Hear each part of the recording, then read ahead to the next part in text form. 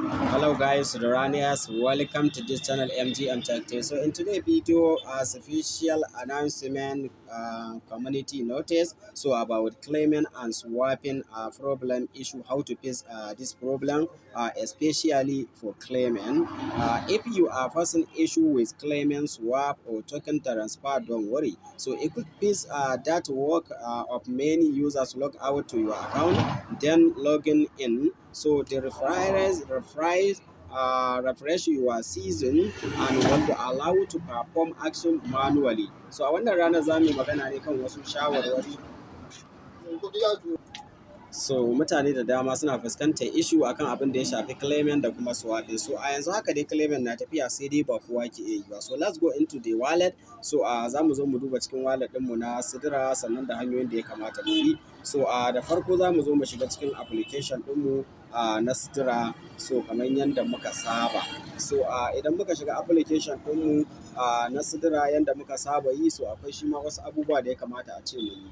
So before a ce mun yi wannan claiming ɗin, so muna buƙatar cewa in dai ka tabbatar cewa account ɗinka naka, so kana yin kwana biyu irin sati baka shiga ba, so dole ne ya kasance ka je Play Store ka yi upgrading na wannan application ɗin naka. So ka tabbatar da cewa app ɗinka is updated. So if your application is updated, so normally za ka zo ka bi waɗannan process ɗin. So kamar yadda muka sani kuma muka ambata a cewa, so bidiyon namu today is advice for some users. So wannan advice ɗin, so very important ga mutanen da suka rike password ɗinsu, two-factor authenticator, komai nasu is available on hand. So ba su da problem, suna iya log out and then su dawo su login in. So after ka san cewa fa ka rike wato password ɗinka, ka rike Gmail ɗinka, komai naka ka rike kenan. So wannan ita ce hanyar da za ka iya amfani da wannan dama domin ka je ka yi log out ka kuma yi login in. So sai hanya ta uku kuma da za mu ƙara nuna a wannan bidiyo, wato wadda ita ma it is very important. So za ka zo ka dawo kan Sidra app ɗin naka kamar haka, sai ka zo ka danne shi. So idan muka danne app ɗin namu na Sidra kamar yadda muka sani, so a haka za mu zo mu taɓa wannan wajen.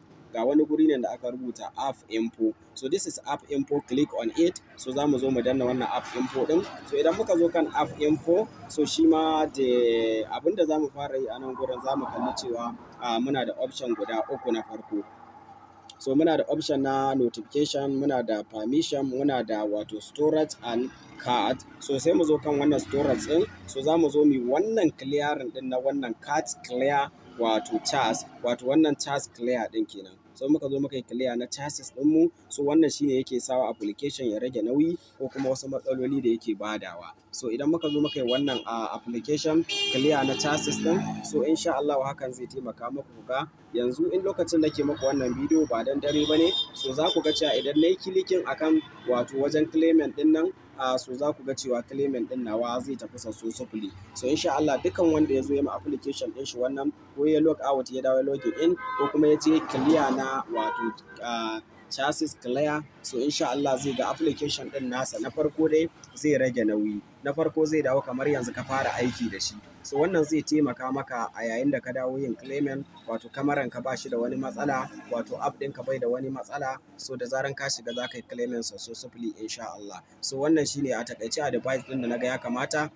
mu yi amfani da shi, musamman ma ta fuskar claimant da yake ba wa mutane wahala. So mu forgetting ɗin swapping ma, wanda za mu ga cewa in week at once ake yin sa, amma shi claimant shine hanya mafi muhimmanci da ake tara wannan Sidra ɗin. So kuma ita ya kamata mu mai da hankali a kanta. So na gode, anan zan dakata. Kada mu manta a danna subscribe, a yi liking, a yi sharing, a kuma yi comment. Thank you for watching this video. Please subscribe MGM Tech Tip for more information about Sidra Buy and Pay network.